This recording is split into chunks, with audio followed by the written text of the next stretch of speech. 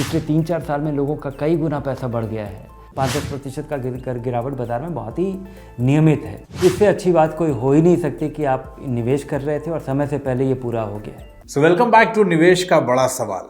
अच्छा, पिछले कुछ दिनों में हमने देखा है कि निफ्टी और सेंसेक्स रिकॉर्ड ऊंचाई पर पहुंचे हैं। निवेशकों को इससे जबरदस्त फायदा मिला है, अच्छे पैसे बने इन्वेस्टर्स के। लेकिन यहीं पर एक अहम सवाल कई इन्वेस्टर्स के मन में घूमने लगता है कि क्या इस रिकॉर्ड हाई पर पहुंचने के बाद आपको अपनी इन्वेस्टमेंट्स विड्रॉ कर लेनी चाहिए या निवेश में बने रहना चाहिए।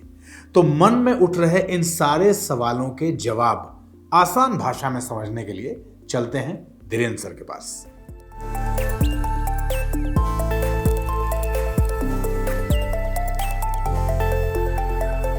सर, स्वागत है आपका।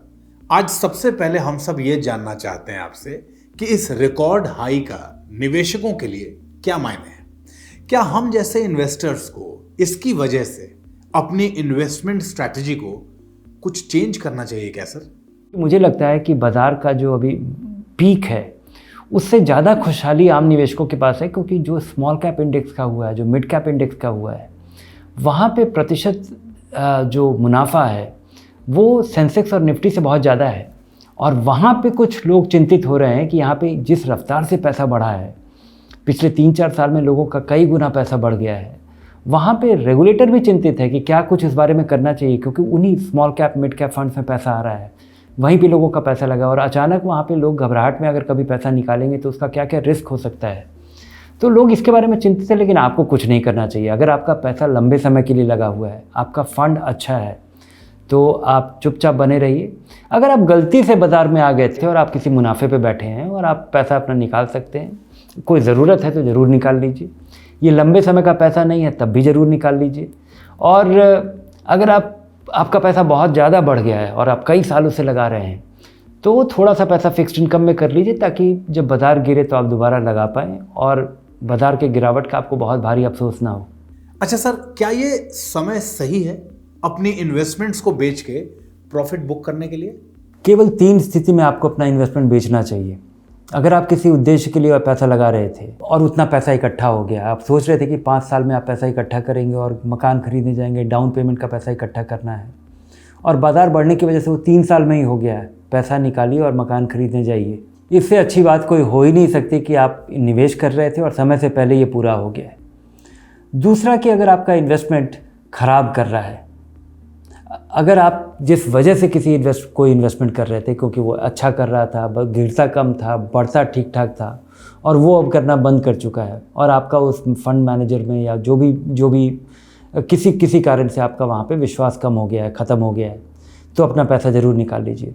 तीसरा कारण जिसकी वजह से आपको पैसा अपना निकालना चाहिए कि अगर आपका पैसा बहुत इकट्ठा हो गया है, आप निर्धारित करते हैं कि 1/4 पैसा या 1/5 पैसा आपका फिक्स्ड इनकम में रहेगा, आप अपना रिस्क कम करना चाहते हैं, आप अपने इन्वेस्टमेंट का ओवरऑल स्टेबिलिटी चाहते हैं, उसके लिए आप थोड़ा पैसा फिक्स्ड इनकम में लगाते हैं, ताकि अगर कभी बाज़ार गिरे तो आप रीबैलेंस कर पाएँ।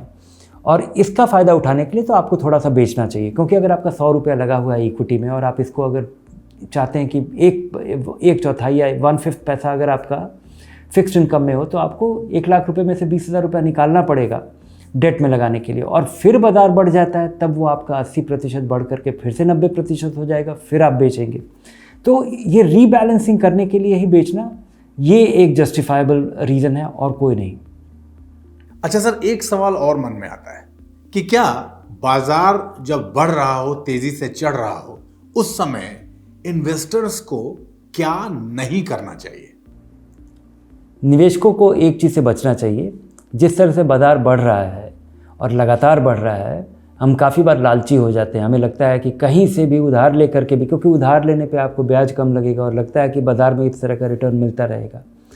वो एक ख़तरनाक स्ट्रैटेजी है, क्योंकि जब ऐसी स्थिति बनती है तो आम तौर पे बाज़ार एक ऐसे टेरिटरी में होता है जहाँ पे कोई गिरावट बहुत आसान, 5-10% का गिरावट बाज़ार में बहुत ही नियमित है, और ऐसी स्थिति में आप फंस जाइएगा।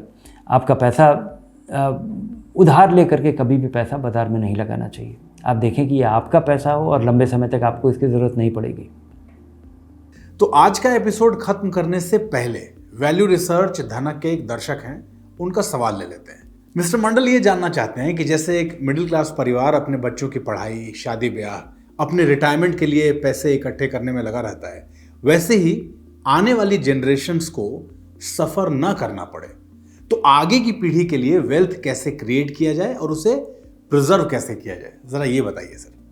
मुझे लगता है इसके बारे में चिंतित ना हो, क्योंकि अगर आप बच्चों को अच्छी शिक्षा दे पाए हैं, आप अपनी रिटायरमेंट की आप चिंता कर रहे हैं, आपके पास भरपूर बचत है जिससे कि आपकी रिटायरमेंट की ज़रूरत पूरी हो जाएगी, तो वैसे ही बच्चों की भी हो जाएगी। लेकिन अगर आप एक बड़ा स्टेट छोड़ना चाहते हैं, तब मेरी सलाह होगी कि आपका जो कुछ भी रिटायरमेंट का फंड है जिससे आपको आमदनी नहीं चाहिए, वो पैसा आप इक्विटी में छोड़ दें, और इक्विटी में लगा रहेगा। वो लंबे समय का पैसा है, बहुत सालों तक उसकी ज़रूरत नहीं पड़ेगी, और इक्विटी में पड़े रहने से आप अपने बच्चों के लिए, अपने सक्सेसर्स के लिए एक बड़ा स्टेट छोड़ जाएंगे, इसके बजाय कि एक पैसा जो कि बहुत ही निश्चित आमदनी से बहुत कम रफ्तार से बढ़ रहा होगा। बहुत बहुत धन्यवाद सर, हम सभी इन्वेस्टर्स को इतनी आसान भाषा में सब कुछ समझाने के लिए। और देखिए, आपके भी मन में अपने निवेश को लेके, अपनी फ्यूचर इन्वेस्टमेंट्स को लेके कोई भी सवाल हो, बेझिझक और बेधड़क धनक से पूछिए, और अपने प्रश्नों के उत्तर के लिए धनक को आज और अभी सब्सक्राइब कर लीजिए।